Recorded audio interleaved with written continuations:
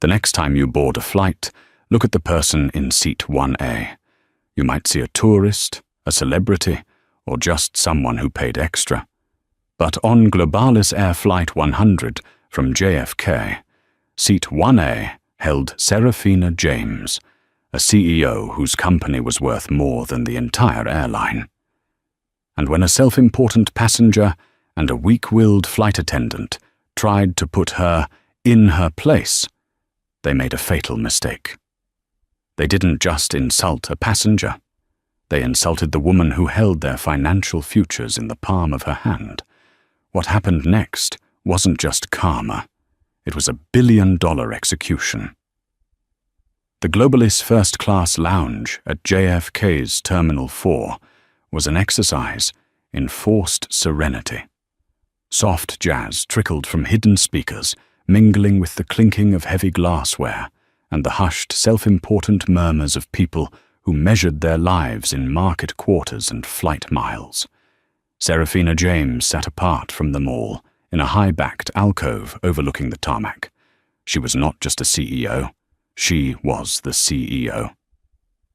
At 42, Serafina commanded Auragen Dynamics, a company she had personally dragged from a Silicon Valley garage concept into a $50 billion biotech and AI behemoth. Her face had graced the cover of Forbes and Wired, her mind dissected by the Wall Street Journal. She was dressed in a way that defied easy categorization, a bespoke charcoal-grey cashmere travel suit, minimalist, yet screaming expense. Her hair was pulled back into a severe, elegant chignon, and her eyes, the colour of dark amber, missed nothing. She was flying to London. This wasn't a pleasure trip. It was a coronation. Her phone, a secure, modified device that barely resembled a civilian model, vibrated softly. She glanced at the screen. Marcus Thorne, CFO. She answered. Marcus, she said, her voice low and smooth. Serafina, we're green across the board. Marcus's voice was sharp, energetic, a perfect counterpoint to her calm. The final tranche of the mezzanine financing is secured. The $1.05 billion for the acquisition is sitting in escrow, locked and ready. All it needs is your final sign-off in London. Project Titan is a go. Good, Serafina said, watching a 747 lumber toward its gate. And Kensington Capital? Are they ready? They're practically salivating, Sarah. This deal makes them. It validates their entire fund. The old man, Robert Kensington, is practically rolling out the red carpet. He's sending his son, Arthur, to meet you at the closing dinner.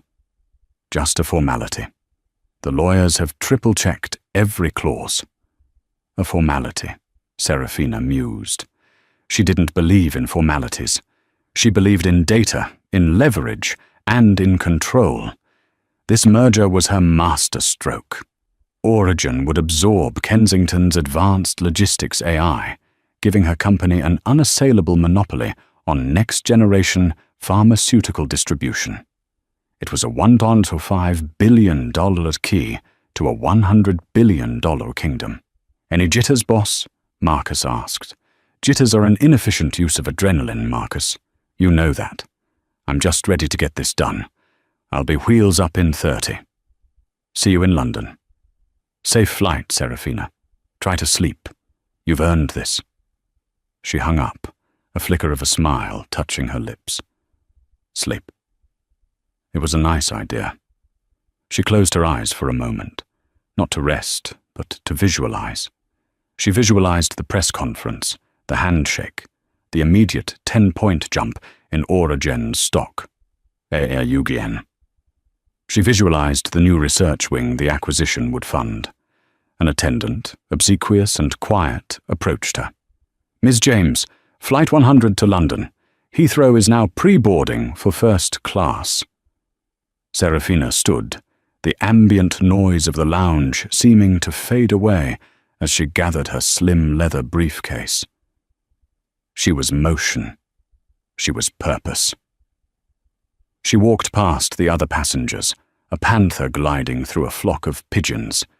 Boarding the aircraft, she was greeted by the lead flight attendant. The woman in her late 40s had a plastic bright smile and a name tag that read, Brenda.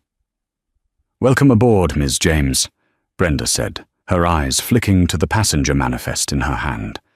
"You're in 1A, right this way. Can I get you a pre-departure glass of champagne? We're pouring a lovely Dom Perignon Rosé." "Thank you, Brenda. Just sparkling water with lime, please," Serafina replied, sliding into the spacious suite that was 1A. It was more of a small apartment than a seat, complete with a closing door, a fully flat bed, and its own minibar. She settled in, the scent of expensive leather and cabin-filtered air enveloping her. She took out her laptop, intending to review the final merger documents one last time. This was her sanctuary. 7 hours of quiet, focused work before the biggest triumph of her career. The cabin slowly filled. The quiet murmur of other first-class passengers. The gentle thud of expensive luggage being stowed. Brenda delivered her water with a practiced flourish. Everything was precisely as it should be. Controlled, orderly. Then, just as the cabin door was about to be closed, she heard it. A loud, braying voice from the galley. "I don't care what the gate agent said. This is my plane, I'm a Platinum Premier member, and I will have my seat." A man burst through the curtain into the first-class cabin. He was tall, flushed, and carried the heavy reek of expensive whiskey. His blonde hair was artfully messy, his Savile Row suit rumpled. He looked like a man who had never been told no in his life, and resented the very concept. This was Arthur Kensington. He locked eyes on Serafina, who was sitting, laptop open, in 1A, his lip curled in an unmistakable sneer. He didn't see a CEO. He didn't see a Forbes cover. He saw a black woman in his seat. He snapped his fingers at Brenda, who had hurried up behind him. "Brenda, darling," he slurred, his voice dripping with condescension. "There seems to be a mistake. You've got someone in my suite." The atmosphere in the first-class cabin, so carefully curated for calm, cracked like thin ice. The few other passengers, a hedge fund manager in 2F, an elderly couple in 3A and 3C, all paused, their champagne glasses halfway to their lips. Serafina slowly raised her eyes from her laptop. She looked at Arthur Kensington, taking in the $5,000 suit, the $20,000 Patek Philippe watch, and the $50 expression of pure, unadulterated entitlement. She said nothing. Brenda, the lead flight attendant, was trapped. On one side was a calm, seated passenger. On the other was a loud, aggressive, and clearly important man who knew her name. She made her choice in an instant. "Oh, Mr. Kensington, it's so good to see you again," she gushed, her professionalism dissolving into anxious fawning. "I am so sorry. Let me check this for you." "Check it fast, darling," Arthur said, not taking his eyes off Serafina. He waved his boarding pass, a crumpled piece of cardstock, in Brenda's face. "It says 1A, always does."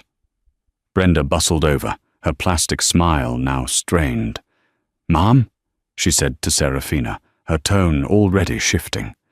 It had lost the "welcome aboard, Ms. James" respect, and taken on the weary note of a teacher addressing a difficult child. "I'm so sorry. There appears to be a double booking on this seat." Serafina held up her phone, the digital boarding pass glowing on the screen. "Serafina James. Seat 1A, flight GA 100, JFK LHR." "I don't believe so," Serafina said, her voice perfectly level. "My reservation was confirmed 3 months ago. This is my seat." "See, she's arguing," Arthur scoffed, leaning against the bulkhead as if he owned it.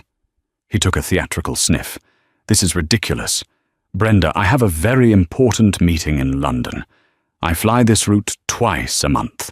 I always sit in 1A. Just handle this." "Handle this," hung in the air, thick with unspoken meaning. "Handle her." Brenda's face flushed. She turned back to Serafina, her voice dropping to a conspiratorial, patronizing whisper. "Ma'am, Mr. Kensington is one of our most valued flyers. This must be a system glitch. I'm sure you understand. I have a perfectly lovely seat for you in our business class cabin. It's a window seat, very comfortable." The insult was surgical. A downgrade. Serafina's eyes hardened. This was no longer a mistake. It was a choice. "Brenda," Serafina said, her voice dropping, becoming so quiet that Brenda had to lean in to hear it. "This is my confirmed, ticketed and assigned seat. I am the CEO of Airline Dynamics. I am also flying to London for a very important meeting. I am not moving." The name Airline Dynamics meant nothing to Brenda. It was just a jumble of corporate-sounding words. But Mr. Kensington was here. He was loud, and he was demanding. Arthur, however, had overheard. He threw his head back and laughed. It was a harsh, barking sound. "CIO? Oh, that's rich. CIO of what? A hair-weaving company. Listen, sweetheart, I don't have time for your games." He stepped forward, looming over her seat. "Now be a good girl and move, or I'll have the pilot make you move." The threat was naked. The racism, thinly veiled, was now undeniable.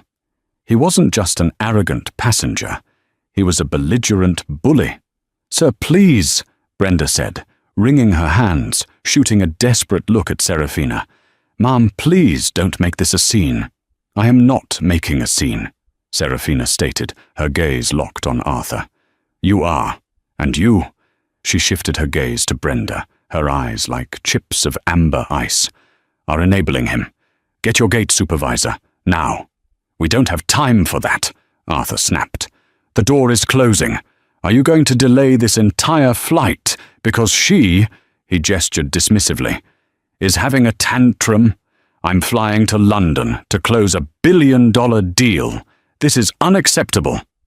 The irony was so thick it was suffocating. He was, at this very moment, shouting at the other half of his billion-dollar deal. But in his world, a black woman, even one in a cashmere suit in 1A, could only be an obstacle, not a peer. "Brenda," Arthur's voice turned cold. "Call security. Get her off this plane. I'll file a report. Say she's being disorderly. Say she threatened you. I'll back you up." Brenda's eyes widened in panic. The threat of a formal complaint, the promise of backing from a Platinum Premier member. It was too much. She saw her career, her pension, her flight benefits, all threatened by this quiet, immovable woman. She drew herself up, her face setting into a mask of false authority. "Ma'am," she said, her voice trembling but loud enough for the cabin to hear, "I am the lead flight attendant on this aircraft. I am ordering you to relinquish this seat. If you do not comply, I will be forced to treat this as a Level 2 security threat and have you removed from the flight by Port Authority police." The entire cabin was silent. The hedge fund manager was openly filming on his phone. Serafina saw it. She saw the smirk on Arthur Kensington's face, the triumphant, "gotcha" look. This was the trap. If she argued, she was the disorderly black woman. The video would go viral. CAO has meltdown on plane. It would be on TMZ before they even reached the gate. It would jeopardize the merger. It would be a distraction. It would give Kensington Capital's board an excuse to pause, to question her temperament. She had spent 2 decades building a reputation of icy, perfect control. She would not let this drunken fool and this spineless attendant take it from her in 2 minutes. Serafina looked at Arthur, then at Brenda, then at the man filming. Slowly, deliberately, she began to pack her laptop into her briefcase. Arthur let out a little humph of victory. Brenda's shoulders sagged in relief. Serafina stood up. She was not as tall as Arthur, but in that moment she dominated the space. She smoothed the front of her jacket. "Fine," she said. Arthur's smirk widened. Good girl. Now Brenda, my Dom Rosé, and make it snappy. Serafina paused, looking directly at Brenda. What is your full name? It's just Brenda, the attendant stammered. Your surname, Brenda. For my report. The attendant's face went pale. It's Sullivan. Brenda Sullivan. Thank you, Brenda Sullivan, Serafina said. Then she looked at the drunk, victorious man settling into a seat. 1A. And you are Arthur Kensington. I will remember that. You do that, sweetheart, Arthur said, already waving her away, picking up the first-class menu. Maybe send me a postcard from business class. With the eyes of every passenger on her, Serafina James picked up her briefcase, took one last look at the man who had just stolen her seat, and began the long, humiliating walk back, past the first-class curtain, through the premium economy cabin, all the way to her new assignment. It wasn't a window seat, it was 22B, a middle seat, in business class. The walk of shame was a gauntlet. The curtain between first and business class felt like a membrane separating two worlds. In front, the hushed, spacious pods. Here, a denser, tighter cabin, still comfortable by any normal standard, but a stark, deliberate demotion. Every passenger she passed seemed to be aware of the confrontation. She saw it in their quick, averted glances, their pitying stares, their whispered comments as she moved down the aisle. She, Serafina James, the architect of a biotech empire, was being paraded like a disciplined schoolgirl. Her new seat, 22B, was an offense. Tucked between a portly man in 22A who was already snoring, and a young, flustered mother in 22C trying to wrangle a tablet for her toddler. The air was warmer here, the smell of baby wipes and stale pretzels replacing the subtle lavender and leather of the front cabin. Serafina slid into the seat. Her knees, even in this upgraded cabin, almost touched the seat back in front of her. The humiliation was a physical thing, a hot, coiling presence in her stomach. It wasn't about the seat. It was about the principle. It was about the casual, venomous ease with which she had been dismissed, categorized, and displaced. She watched as the flight attendants, Brenda Sullivan's subordinates, moved through the cabin, their smiles tight. They knew what had happened. One of them, a younger woman, approached Serafina. "Ma'am?" she whispered, her eyes full of genuine apology. Can I get you anything? A drink? A blanket?" "No, thank you," Serafina said, her voice a tight, controlled monotone. "I'm fine." "I'm not fine." She closed her eyes as the plane pushed back from the gate. The safety video began to play. She felt the vibration of the engines, a low rumble that seemed to echo her own cold, building fury. This was not just an insult. It was a data point, a variable she had not accounted for. She had spent her entire life outthinking, outworking, and outmaneuvering men like Arthur Kensington. Men who inherited their power and wore it like a cheap cologne, reeking of unearned confidence. Men who saw the world as their personal playground, and people like her as the staff, or worse, as furniture. And Brenda Sullivan, the enabler, the weak link. The woman who, given a choice between right and wrong, chose the path of least resistance, which was, as it so often is, the path of casual bigotry. The humiliation was a fire, but Serafina James was not one to burn. She was one to forge. She replayed the scene in her mind. Arthur's sneer, Brenda's panic, the man filming, and Arthur's words. "I'm flying to London to close $1 billion deal. My partners in London are waiting for me. This is unacceptable." A thought, cold and sharp, cut through her anger. Kensington. Marcus had said the name. Sending his son, Arthur, to meet you at the closing dinner. Serafina's blood didn't just run cold, It froze. It couldn't be. The world could not be that small, that poetically, grotesquely ironic. She had seen pictures of the founder, Robert Kensington, a stern, older man. She had deliberately avoided looking up the sun. She'd been told he was a lightweight, a socialite, a non-factor in the actual mechanics of the deal.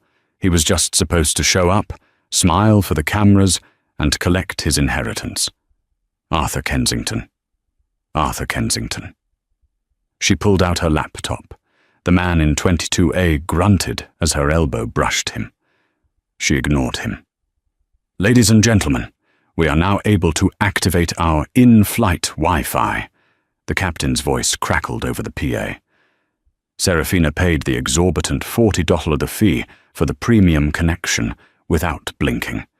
Her fingers flew across the keyboard, bypassing the airline's clunky portal and connecting directly to her company's secure VPN.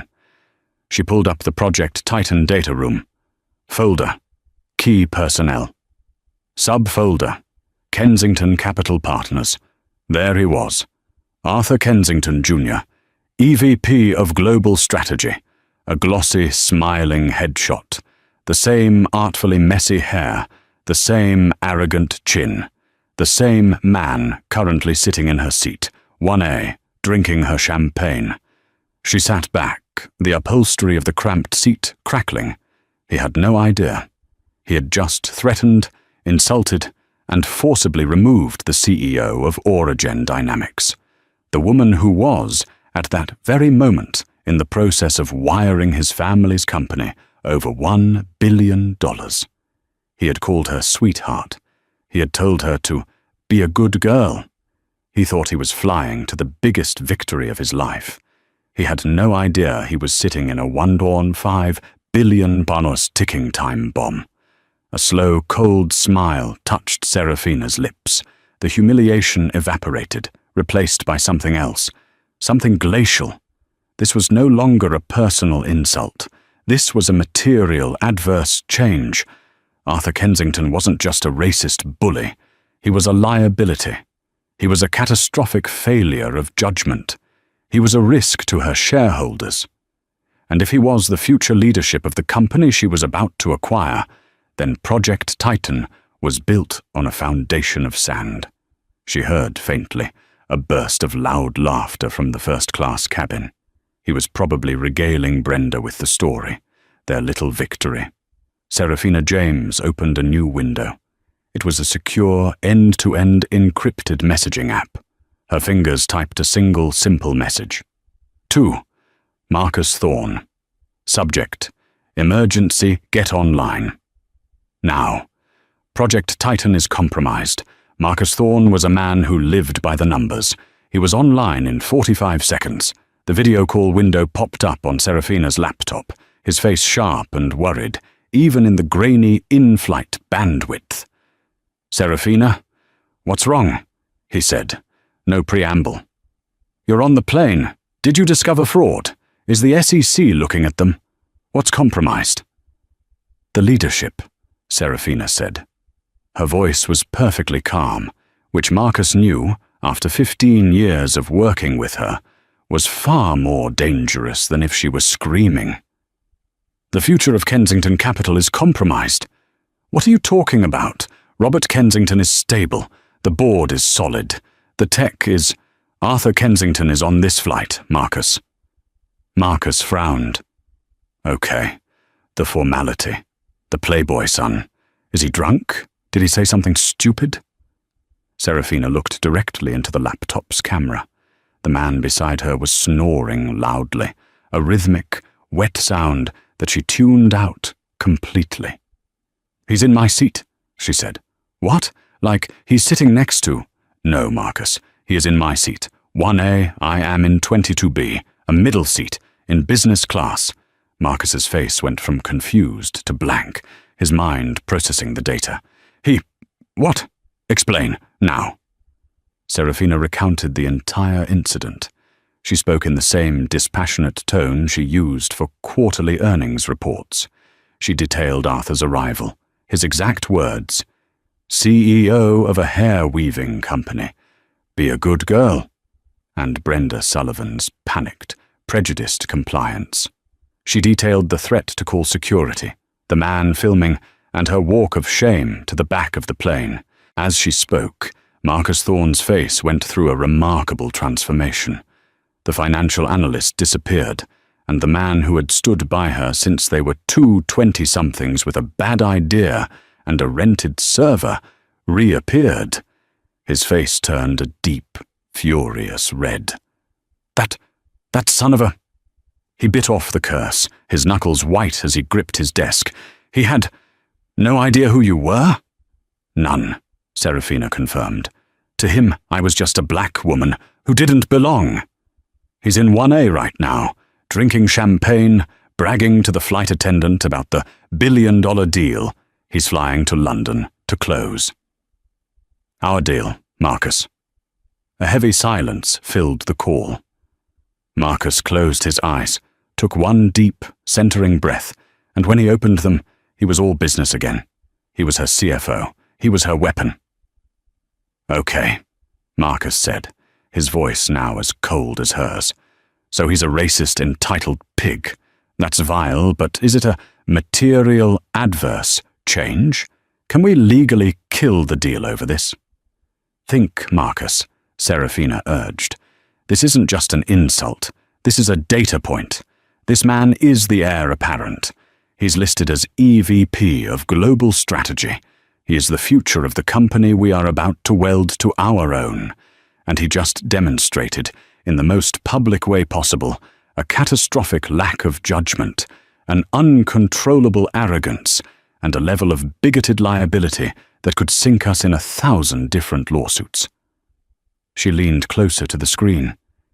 This is the Material Adverse Change Clause. The discovery of any undisclosed information, action, or characteristic of the party to be acquired that would reasonably be expected to result in material damage to the reputation, finances, or operational stability of the acquirer. He is that characteristic, Marcus. He is a walking, talking, reputation-destroying, SEC violation waiting to happen. We cannot, and will not, integrate that into Origen. Marcus's eyes lit up. He was already nodding, his fingers flying on his own keyboard. You're right. God, you're right. It's not about the insult. It's about the liability. He's a poison pill. Exactly, Serafina said. So, Marcus said, a grim, sharp smile spreading across his face. What's the play, boss? You want to scare him? Rattle his father? Serafina looked past her own reflection in the laptop screen to the dark cabin around her. She thought about the sneer on Arthur's face. She thought about Brenda's smug relief. No, Serafina said. I don't want to scare him. I want to end him.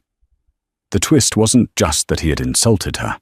The twist was that he had given her leverage. He had handed her a knife, believing it was a feather. Marcus, Serafina ordered. Project Titan. Are the funds in escrow? Yes, Marcus replied. The $1.05 billion is at J.P. Morgan in a segregated escrow account. It's set to release automatically upon the dual digital signature at 9:00 a.m. London time, T-minus 12 hours. I want you to call the bank. I want you to call Robert Bennett, the head of global M&A at JP. You wake him up. You cite the Material Adverse Change Clause, Section 11B. You tell him Origen is exercising its right to halt the transfer, freeze the account, freeze all $1.05 billion, effective immediately. Marcus's eyes widened. Sarah, that's not a shot across the bow. That's a nuke. The second that wire is frozen, alarms will go off at Kensington Capital, at their banks, at every financial news outlet. Their credit lines will be suspended by noon. I know, Serafina said. Do it. Done, Marcus said. Not a hint of hesitation left. I'm on it. What else? The press, Serafina said. This can't be a rumor. I want it official. I want you to draft a press release. Simple. Direct. Auragen Dynamics has, as of 01 Zoro GMT, halted its planned acquisition of Kensington Capital Partners, citing the discovery of material, undisclosed liabilities related to the target company's executive leadership, and a catastrophic failure in leadership judgment that violates Auragen's core principles of ethics and governance. Oof, Marcus winced. That's brutal.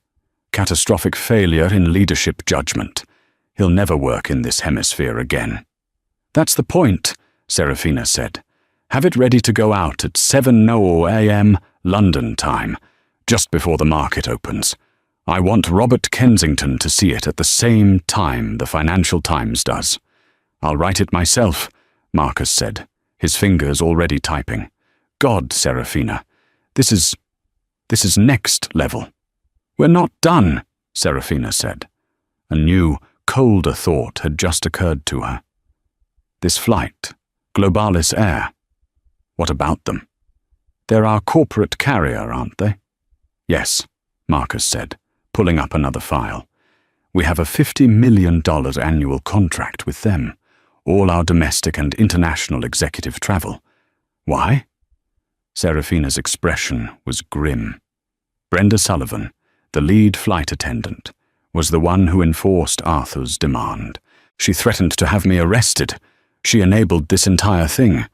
She chose to protect a loud, drunk, platinum member over a ticketed, confirmed passenger. She's getting fired, Marcus spat. Oh, much more than that, Serafina said. Pull the contract, Marcus. All $50 million, pull it tonight. Cite failure to ensure passenger safety and discriminatory practices by cabin crew. Let their CEO wake up to that email. Consider it gone, Marcus said. He paused, a look of pure, predatory genius on his face. Sarah, wait. Oh, this is beautiful. I just checked the Project Titan holding files. Kensington Capital. Do you know who their parent company's biggest institutional holding is? What they're leveraged against? Serafina waited. Marcus grinned. A 15% stake in Globalis Air's parent holding company, GA Holdings. It's what they used as collateral for the bridge loan. Serafina James went perfectly still. The snoring of the man in 22A, the hum of the engines, the entire world seemed to fade. It was a perfect closed loop. Marcus, she whispered, do you understand what you just said? I think so, Marcus said, his voice alive with the thrill of the kill. By freezing the $105 billion deal, we are about to make Kensington Capital insolvent. When that news hits, their creditors will execute a margin call. To cover their debts, the first thing they will be forced to liquidate is their largest, most public asset. Those Globalis Air shares. Marcus picked up the thread, his voice a low, excited hiss. And when a 15% stake in an airline is dumped onto the market at 7 a.m., at the exact same moment that Airline's other biggest corporate client, Auragen, publicly cancels a $50 million contract, what happens to their stock, Serafina? It doesn't just drop, Serafina said, a single icy laugh escaping her. It evaporates. It ceases to exist. She had just found the one call. This wasn't just about freezing $1 billion. This was about vaporizing two companies with one single, perfectly executed decision. Marcus, Serafina said, execute. Execute it all. Copy that, boss, Marcus replied. Sleep well. I'll have a car waiting for you at Heathrow. A different one. Ours. The call ended. Serafina James closed her laptop. She leaned her head back against the cheap, stiff upholstery of seat 22B. The man in 22A was still snoring. The mother in 22C was now quietly weeping as her child watched a cartoon. And in the front of the plane, in seat 1A, Arthur Kensington was fast asleep, drunk on stolen champagne, dreaming, no doubt, of the $1 billion that no longer existed. Serafina closed her eyes, and for the first time that night. She smiled. The next 4 hours of the flight passed in a state of suspended animation. Serafina did not sleep. She meditated. She channeled her lingering anger, that hot, humiliating coal, and compacted it into a diamond-hard point of focus. She wasn't a victim. She was a weapon. She mentally reviewed every step. 1. The deal freeze. Marcus would be on the phone with J.P. Morgan right now. The call would be routed to the London office, waking up the bank's M&A chief. The words material adverse change and breach of governance would be legal-grade explosives. The $1.05 billion would be locked down before the sun rose over the Thames. 2. The press release. At 7:00 a.m., the wire services, Reuters, AP, Bloomberg, would light up. Origin halts 1BL's acquisition. The key phrase, catastrophic failure in leadership judgment. That wasn't just business. It was a character assassination delivered with the cold, impersonal precision of a drone strike. 3. The airline contract. Simultaneously, the $50 million cancellation notice would hit the inbox of Globalis Air's CEO. This would be the 1-2 punch. But the masterstroke, the piece of beautiful, accidental karma, was the margin call. By killing the deal, she wasn't just taking her money back. She was triggering a financial cascade that would force Kensington Capital to destroy Globalis Air. The very airline that had facilitated their heir's arrogance. It was, she thought, a perfect ecosystem of consequences. As the first grey light of dawn began to seep through the cabin windows, the plane began its descent into London Heathrow. The fasten seatbelt sign chimed. Up in first class, Serafina could hear the attendants gently waking their passengers. "Mr. Kensington? Mr. Kensington? We'll be landing in 20 minutes. Can I get you a hot towel? An espresso?" She heard his grunting, hung-over reply. "Ugh, yeah, fine, black." He was waking up to his last day as a rich man. Serafina gathered her briefcase. She was calm. The fury had passed, leaving behind the clean, quiet satisfaction of a problem solved.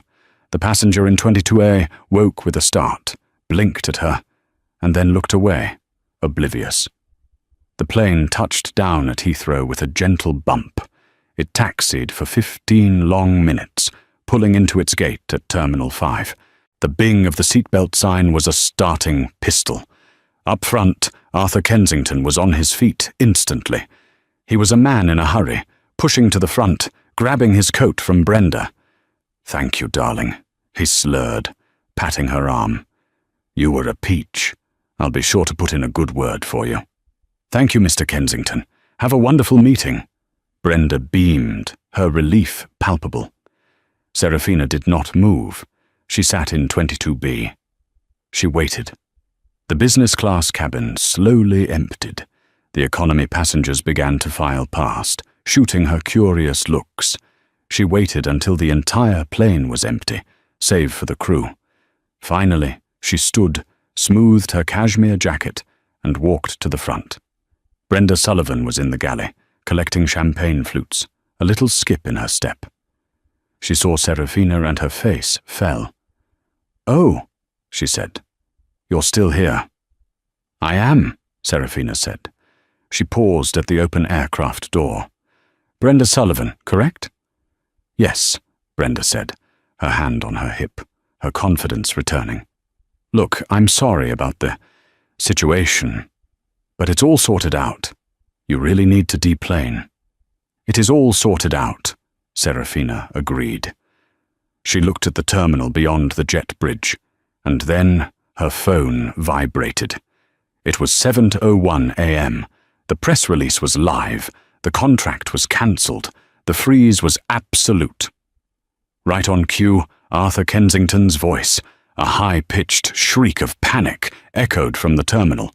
"What do you mean, frozen?" Brenda's head snapped up. Serafina stepped off the aircraft and onto the jet bridge. The scene at the gate was pure pandemonium. Arthur Kensington was standing in the middle of the terminal, his phone pressed so hard to his ear it looked like he was trying to merge with it. His face, moments ago flushed with whiskey and victory, was now a ghostly, mottled white. "Dad! Dad, pick up! What do you mean? A margin call," he screamed, his voice cracking. Other passengers streamed around him, staring at the spectacle of a man in a $5,000 suit having a complete public meltdown. He saw Serafina walking calmly toward him, but his brain didn't register her. He was in his own private hell. "No, the Airline deal, it's fine. I'm here to sign it," he yelled into the phone. "What press release? What catastrophic failure?" Serafina walked past him without a single glance. At the edge of the gate area, 2 people were waiting for her. The first was a broad-shouldered man in a dark suit, her personal security head, Michael. He'd been sent by Marcus. He nodded at her. "Ms. James, the car is ready." The second person was a man in a sharp Globalis Air uniform, not a flight attendant, but a high-level manager. His name tag read Alan Peterson, head of UK operations. He was pale and sweating.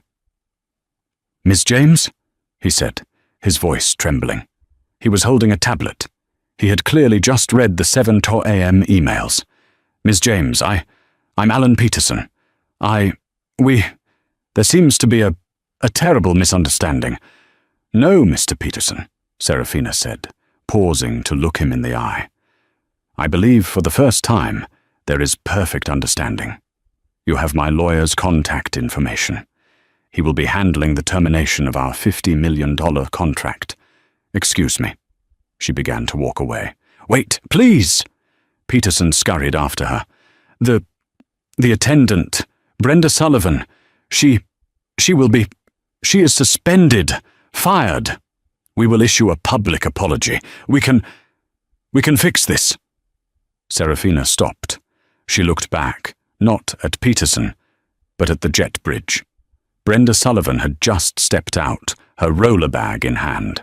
She saw her boss, Mr. Peterson, begging a passenger she didn't recognize.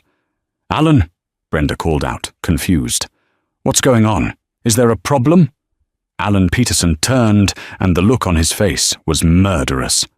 "Brenda!" he hissed, his voice shaking with rage. "Give me your badge. Give me your wings. You are grounded, pending immediate termination." "What?" Brenda shrieked, her face crumbling. "Why? Because of her?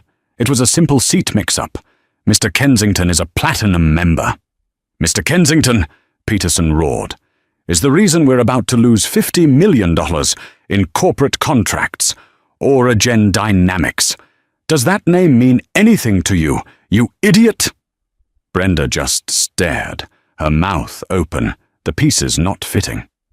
"And that," Peterson said, pointing a shaking finger directly at Serafina, "is Serafina James, the CIO."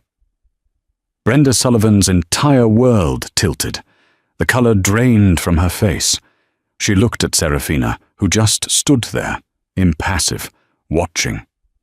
She looked at Arthur Kensington, who was now on his knees, his phone clattering to the floor, as he stared at the financial news ticker on a giant airport TV screen. The ticker was scrolling in bright red letters. Organ Holtz won Batdad's Kensington acquisition, citing leadership failure. KCP fails to meet margin call. GAR stock in free fall, down 30% in pre-market trading. "Oh my God," Brenda whispered, her hands flying to her mouth. Oh my God, I didn't know." "You didn't need to know," Serafina said, her voice cutting through the chaos. "You just needed to do your job. You just needed to be decent. You failed." Serafina turned and walked away, her security guard flanking her. She didn't look back. She left them all in the wreckage they had built. Arthur Kensington on his knees, his billion-dollar future gone. Brenda Sullivan, her career over, weeping at the gate. And Alan Peterson, left to explain to his board why their stock was now worthless. The karma hadn't just hit, it had pulverized. The fallout was not just immediate, it was absolute. It was a financial execution, and Serafina James had been both judge and jury. The chaos she had left behind at the gate was merely the first tremor of an earthquake she had triggered from 30,000 feet. For Arthur, the world ended, not with a bang, but with a series of devastating, sequential dings from his phone. He was still on his knees in the terminal when his father finally called him back. He saw the name Robert Kensington on the screen and felt a surge of hope. His father would fix this. His father always fixed this. He picked up. "Dad? Thank God. Someone named Marcus Thorne just—" "Shut your mouth, Arthur." The voice on the other end was not his father. It was a cold, dead thing. It was Robert Kensington, the chairman, the patriarch, the man who had built an empire from nothing. "You are not to speak. You are to listen."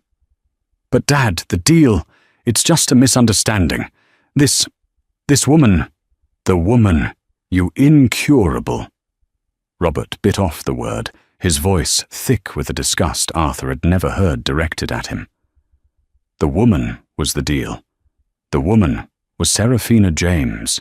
You just publicly assaulted the CEO of Aura-Gen Dynamics. You just cost this family $1 billion. I didn't know, Arthur whimpered, the blood draining from his face. "And that," his father hissed, "is the entire problem. You never know, you just are. You are a liability, an embarrassment. And as of 7:05 a.m., you are no longer an employee of Kensington Capital. You are terminated, for cause." "Dad, you can't." "I can. I have. The board has already voted. The press release is being drafted." Then came the dings. Ding. An email from corporate Amex.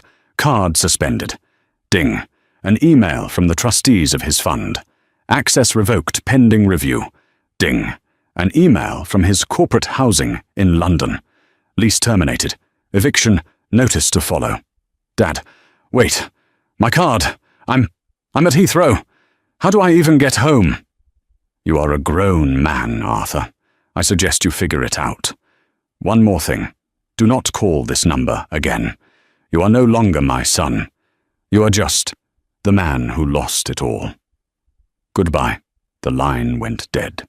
Arthur Kensington sat on the floor of Terminal 5 for a full 10 minutes, a ghost in a Savile Row suit.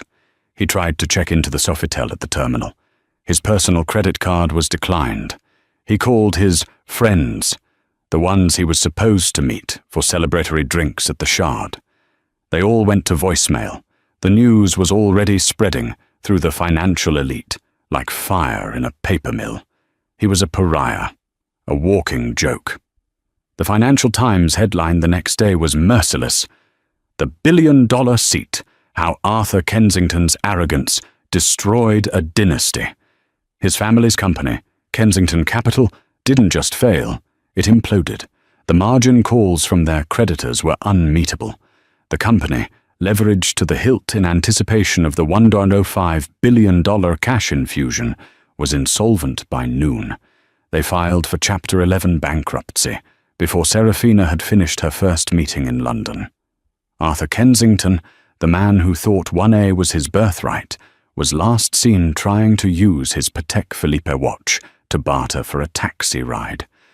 Brenda's fate was just as swift and far more public. She was ushered into a small, windowless office by a stone-faced Alan Peterson, who had just gotten off a 15-minute call with the furious CEO of Globalis Air. "Brenda," Alan said, his voice a low, shaking monotone. "Hand me your ID, your wings, your non-rev pass, all of it." "Alan, please," she begged, tears streaming down her face, ruining her carefully applied makeup. "It was a mistake. He was a platinum premier. He knew my name. I was trying to de-escalate." "De-escalate?" Alan's voice rose to a shout. You threatened a passenger. You threatened a confirmed first-class passenger with arrest to appease a drunken bully. And not just any passenger, the CEO of Airline Dynamics, our $50 million corporate client. I didn't know, she wailed, the same pathetic defense Arthur had used. You didn't need to know. He slammed his hand on the desk. You just had to read the manifest. You just had to be fair. You just had to not be a... You're done, Brenda. Fired. Effective immediately. Security will escort you out. But her humiliation was just beginning. The passenger in 2F, the hedge fund manager, was a man named Gregory Meeks. He hadn't just filmed the encounter, he had analyzed it. He saw Serafina's icy calm, recognized Arthur's type, and knew something big was happening. When the news broke at 7:00 a.m., he didn't just sell his Globalis stock short, making a cool $2 million in an hour. He also sent his high-definition video to a contact at Forbes, with the subject line, "The face that sank an airline." By the time Brenda got back to her flat in Chiswick, the video was everywhere. It was on the Daily Mail, The Sun, TMZ, CNN. Her full name, her face, her panicked, fawning voice, her cruel threat. It was all on a 2-minute loop for the entire world to see. Her local Facebook group was filled with pictures of her. Her email was flooded with hate. She became, overnight, the face of Airline Karens, a global symbol of petty tyranny and discrimination. She called the flight attendants' union, sobbing. The rep listened to her story, put her on hold for 5 minutes, and came back with a voice of stone. "Brenda, I've seen the video. You threatened a passenger. You gave up your authority to another passenger. You violated DOT regulations on non-discrimination.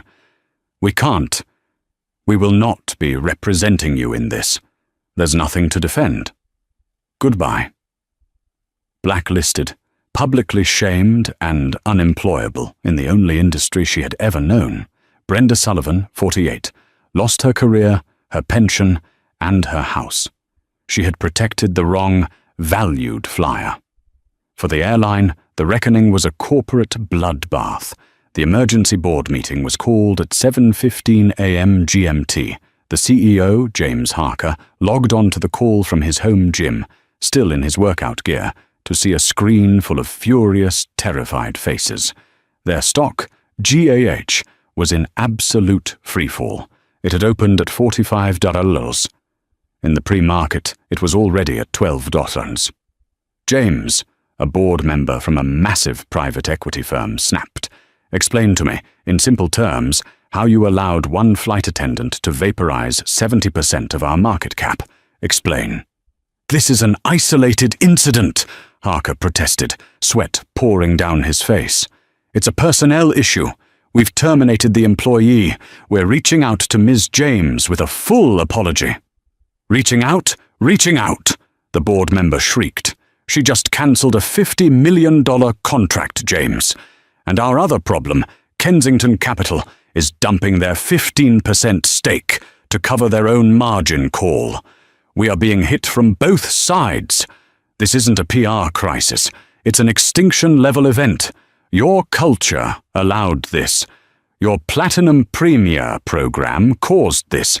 It's your fault." The vote of no confidence was unanimous. James Harker was fired before 8:00 a.m. The new, terrified interim CEO immediately drafted the most groveling public apology in aviation history. It was posted on every social media channel. Globalis Air offers its most profound, unreserved and humble apology to Ms. Serafina James and Airline Dynamics. The events on Flight 100 were a catastrophic failure of our standards, our values, and our basic human decency. We have terminated all employees involved. We are undertaking a full root and branch review of our policies to ensure this can never happen again. We beg Ms. James for a chance to dialogue, to make this right. Serafina was in her car, gliding through London, when Marcus read the statement aloud to her. She dictated a simple reply. Marcus typed it up and released it to the Associated Press. Auragen Dynamics has received the apology. We do not engage in dialogues with companies that practice or enable discrimination. We have moved our business to a carrier that aligns with our corporate values. The matter is closed. The stock sank another 20%. The matter was, indeed, closed. 3 weeks later, Serafina stood in Auragen's new London headquarters, a sprawling, glass-walled space overlooking the Thames. The storm had passed. The news cycle had moved on. Marcus Thorne walked in, not with a file, but with a tablet, and a grin that was pure, predatory satisfaction. "Good morning, boss," he said. "The vultures have finished picking the carcasses, and they've left us some very interesting scraps." "Report," Serafina said, turning from the window. "Scrap number 1, Marcus said, tapping his screen. "Kensington Capital's assets. The creditors are auctioning off everything. As we predicted, the Kensington name is so toxic, so tied to Arthur's public failure, that no one will touch their IP. That includes the entire AI logistics portfolio from Project Titan, the tech we wanted. What's the price? They were hoping to get $200 million for it. Right now, the high bid is 0. The bank just wants the liability off its books. They are receptive to offers." "Good," Serafina said. "Offer them $50 million, a 95% discount. They will take it. It's the only offer they'll get. We get the billion-dollar tech for the price of a rounding error." "Already done," Marcus smiled. "Now, for scrap number 2. This one is poetic." He tapped the screen again. "A stock chart for GA, Globalis Air." "As we know," Marcus said, "they're still in the toilet. Stock is hovering at $3.15 a share. They're desperate. The 15% stake that Kensington was forced to liquidate is being held by their creditor bank, Barclays. Barclays is panicking. They're taking a massive bath on this, and they need to get the shares off their books before their quarterly report. They are quietly shopping it around, hoping for a friendly buyer, terrified of a hostile takeover." Serafina looked at the chart. She looked at Marcus. A slow, cold, magnificent smile touched her lips. "They're looking for a friend? Then we shall be a friend." "Sarah?" Marcus asked, his own eyes widening, catching her drift. "You want to buy it? All of it, Marcus. All 15%. That would make us the single largest institutional shareholder," he breathed. "It would give us a board seat. It would—" "My God, Serafina, you're not just going to punish them, you're going to own them." "I am an efficient person, Marcus," Serafina said, turning back to the window. "I abhor waste, and prejudice is a very inefficient business model. Call the new CEO of Globalis Air. Tell her Auragen is concerned about the stability of the airline market. Tell her we are willing to restore confidence by purchasing that 15% stake as a long-term strategic investment. They'll be so relieved it's not a hostile raid, they'll sell it to us for pennies." "And the AI patents? We'll get the patents we always wanted. We'll get a controlling interest in our new corporate airline. And I," she said, her voice dropping, "will personally oversee that root and branch review of their corporate culture. I'll be attending their next board meeting." She had not just gotten an apology. She had not just gotten karma. She got control. The next time Serafina James flew to London, she didn't just have seat 1A. She had a seat at the head of the table. She owned the company. That, right there, is not just a story of karma. It's a story of power. It shows what happens when outdated arrogance meets modern, calculated power. Serafina James didn't just get mad, she got strategic. She didn't raise her voice. She raised the stakes to $1 billion level. She proved that the best revenge isn't just living well, it's owning the company that wronged you. This is a true life lesson. The person you underestimate, the person you dismiss, might just be the one who holds all the cards. What did you think of Serafina's ultimate move? Was it brilliant, or was it brutal? Let me know your thoughts in the comments below. And if you loved this story of real-life justice and want to hear more stories of karma hitting back hard, make sure you hit that like button, share this video with someone who needs to see it, and subscribe to the channel. Don't forget to ring that notification bell so you never miss a story.